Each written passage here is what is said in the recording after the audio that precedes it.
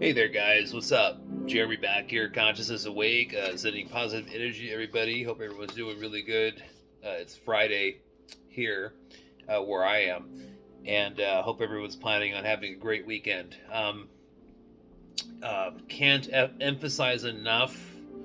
Again, this is something I emphasize to myself also, because I'm not a perfect person, and I need, sometimes I'm not able to do my 30-minute meditation or around 30 minutes because you really only need like 3 to 5 minutes of time to accurately put your body into a body paralysis or sort of a sleep paralysis state through meditation for astral projection for consciousness exploration.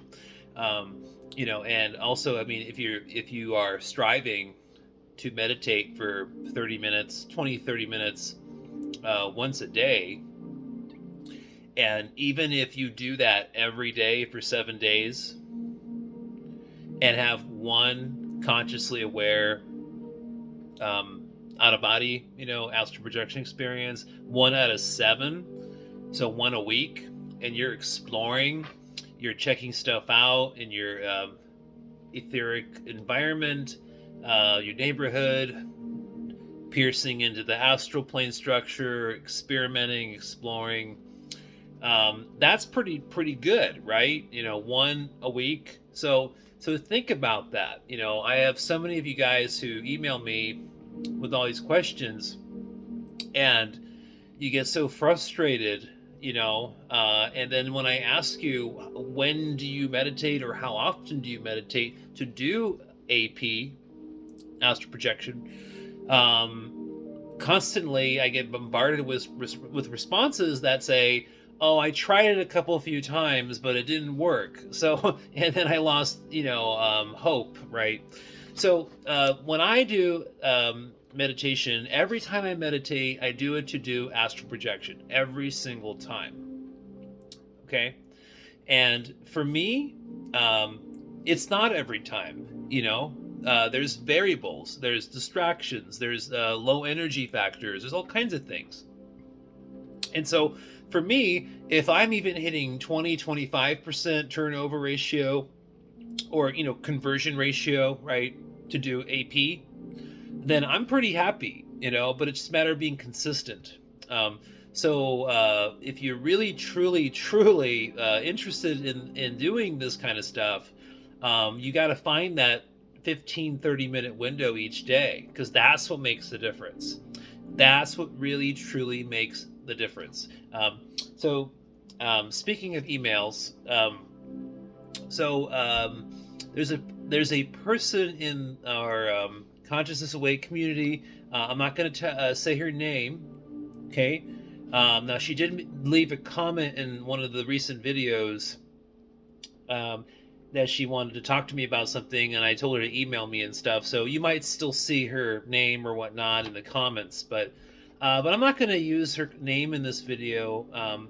I just want to read the email she sent to me with her questions, and then I want to do a response to this email in this video, and that way I'm sharing this feedback and sharing myself with everybody else, right? Which is exponential, which is even better. She wrote, hi there. Thanks for the reply from the comments I gave her. So this is what she wrote.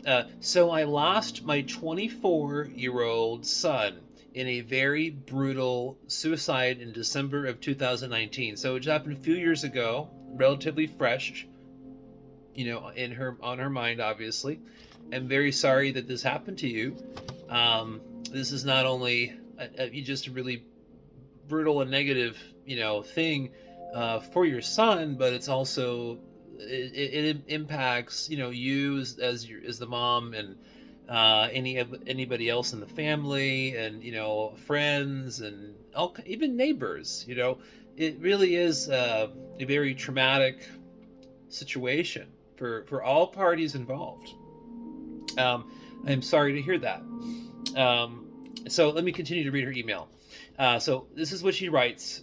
So almost immediately, I had the most amazing contact from him in the form of spirit hugs, touches, hair ruffling, and very vivid dreams where I could physically feel the sensations even after awakening, feeling her son, the essence of her son. I once clearly saw him next to me at the side of my bed in his spirit form. All this happened just as I was in that sweet zone, sweet spot of falling asleep. So, in that zone of, mind awake or mind awake to a certain degree, and the body is falling asleep. Body, asleep, falling asleep, mind still awake. Sweet spot is what she's referring to. So, uh, and so she'd also said here that she would hear roaring roaring noises in her head, and as she was getting into those altered states, which is totally normal and totally common, and people shouldn't be freak out about it. So here's kind of what her question is. Anyway, everything happened within the first 6 months of my son passing. Okay, the first 6 months after he had passed away, this is all going on where she's feeling the spirit hugs and stuff, and I'm gonna talk about that in a second. I almost looked forward to going to bed, obviously just to have some kind of essence of her son, right? But now everything seems to have stopped. So apparently, 6 months there was a lot of activity, energetic activity, and then everything just stopped and went kaput, just vanished. So I'm going to talk about that in a second.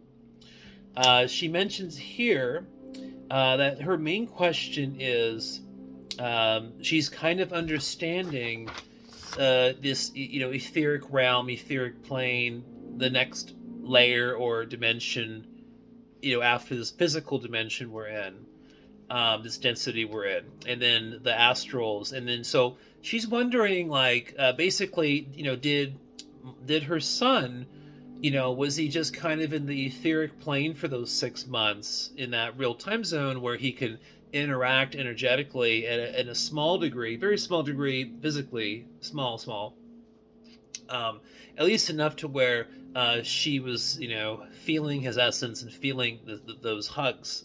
We're going to talk about that because it's important. Because so it happens with doesn't happen to everybody, but it's just something that happens, case by case. In certain cases, is what I should say. And so I think her main question is, so since he's totally gone now, she doesn't sense him or feel him. Is he just in the astral plane structure now? Do you move on to a different phase? That kind of stuff. And my response to that is basically correct. That's exactly what happened. But there's more to it. So, those hugs you were feeling. So they're called etheric energy wraps, which is kind of like a hug. So when a being, when consciousness is in the etheric body after physical death, not everybody goes through that process, remember, but in this case scenario, her son was in that etheric energy body. He had an attachment, love, and the bonding, and the DNA attachment, and all these different things, and not only the love of his mom, the love of this person who sent the email, who's a member in the community. Not only does he obviously love you so much and has a bond with you, but so what happened was, when he passed away, he surprisingly found how his consciousness has shifted into his other energy body that looks similar to his own body. And at first he was probably confused. I don't know the like religious background of you guys, of him or anything. That wasn't in the email, so all I can go by is what I read in the email, obviously. But I think it's safe to say that my feeling of your son And by the way, she'd emailed me, her son's name was Alex. So the feeling of Alex, once I uh, wrapped my own mind around it and my own senses around it, and connected to this situation, Alex was surprised by this new phase, or this new reality he was in, and he was very scared, and he found comfort in essentially you know clinging or connecting to you as his mother. And I'm sure there's maybe some other people in the family, or maybe other people that live, on the property or something like that. There's other connections, obviously, but he has just this huge connection, an emotional connection, um, mental connection, the different connections to you as his mom. And he found out probably after a couple few days of after passing away physically.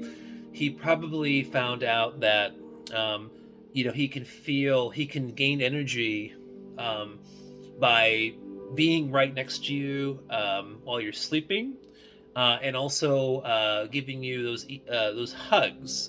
So it's like an etherical wrap, energetic hug, and and as he's hugging you to comfort himself, obviously, he's accidentally, not intentionally, um, having some of your life force, some of your own etheric energy coming off of you during these etheric hugs. And so he probably felt comfort, and he felt better, when he would go through these experiences. I'm not sure how many times you felt these hugs, but judging by the email, it was multiple times. Um, Let alone, while you're sleeping, 1/3 of the day, that he's there in the room, or maybe he's hugging you while you're sleeping, and you just don't have that full recollection awareness in every of those instances. um, so yeah, he hung around, and my feeling is, since he did have a very traumatic, as you put, brutal, traumatic kind of passing away situation scenario. To me, it seems that after that 6-month period, it seems that one of the likely scenarios, not that I know exactly what could have happened, but I'm just going to kind of portray probably a situation that is most likely, right? And I think of Alex, I think of his essence, I think of his consciousness, and think of the situation he went through, put my perspective into his perspective, and um, the vibe is that after that 6-month period, somebody that he knew, that he was genetically or connected to, or bloodline connected to from the past, somebody who had already passed away, somebody who was already in the astral structure, um, was sent was sent down. Sometimes there's these temporary guides, temporary spirit guides that are connected to our bloodline, and that just happens. But it's not like they're a spirit guide signed for your whole life experience. Um, and there's many different scenarios, that people go through. See, this is what we got to do.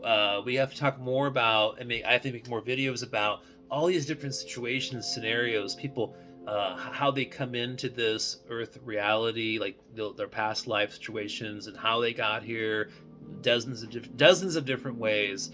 And when we leave our human experience that we currently have, and we go into the afterlife process, there's literally dozens of different scenarios and things that can take place depending on each person, case by case. And there are soul traps, but the good news is that your son did not go through any soul trap, okay, which is good. So what most likely happened, sorry, I digressed. What most likely happened for him is, this temporary guide came down from the astral structure and had instructed him to move to his next phase, He found comfort and trust in that. He gave you one last goodbye, because in most of these situations, this temporary guide will, or any other kind of guide that's a real guide, not a false light guide or a fake guide, because there's those too. But these real guides, they will tell you exactly what is going to happen. They're upfront, and if you, when you find yourself in the etheric plane and you're approached by one of these guides, if you don't want to do what this guide is telling you to do, or giving the information to do something, or to go to the next phase, you as consciousness, you have the right to refuse the service, or refuse the guidance, or any agreement or contracts or anything. And if they honor your refusal, then you actually have a actual guide that's connected to the astral structure. Okay? It's not a false light guide or a demonic entity.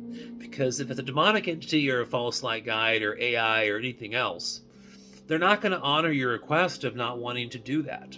Do you understand what I'm saying? So remember that. But anyways, digressing again, I'm sorry. But Alex did not go through that. So he went to a Astral Recovery Center. Astral Recovery Centers are primarily in between the low astral and the Akashic plane, right in between zone. Okay? And there's many different recovery centers for many different reasons. And so he went. So when you lost touch with his essence and couldn't feel him anymore, he stopped having the ability to shift his awareness and consciousness to the etheric plane, and also to have that direct connection to you as his mom. And his consciousness then became centered and magnetized to his astral body in the Astral Recovery Center. He's probably still there, probably. I mean, it's hard to say, because how the relativity of time, or the perspective of the time construct here in this reality we're in, doesn't apply to that one. So it's hard to kind of really configure that. But my intuition says Alex is still there. His consciousness is centered in a recovery center, working through the traumas, working through letting go of things, all of those types of stuff. I'm sure he's doing good. But he doesn't have the ability to shift consciousness, or to astral project, essentially, from that position where he's at currently. I'm sure it's possible if he really, really wanted to, but he probably just doesn't understand that to its fullest.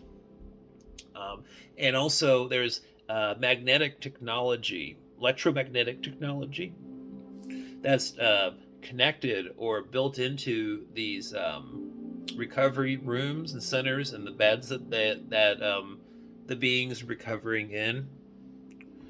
And this electromagnetic technology, from what I've noticed, not just a few times, but many times, just stumbling or accidentally going into these astral recovery centers, because there's a lot of them. They're really just all over the place, because there's a need for them.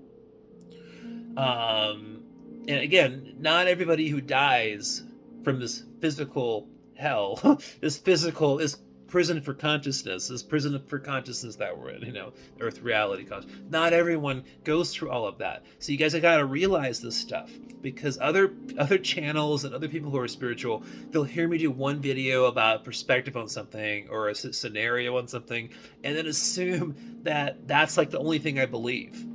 I don't. That's not the case. There's a lot of stuff. It's very complicated. Okay, it's a lot more complicated than what people perceive. And it's not cookie cutter. The afterlife is not cookie cutter at all. So I hope you guys start realizing this. That's why there's a lot to talk about. But so yeah, that's my response to this email. And Alex, and he's doing good. He's fine right now. He's cut off. He's centered. Consciousness is centered and magnetized in the recovery phase. And that's just, you should feel good about that, because he's just going through kind of a normal transitionary kind of phase or process with the afterlife. All right, talk to you guys soon. Love you all. Bye.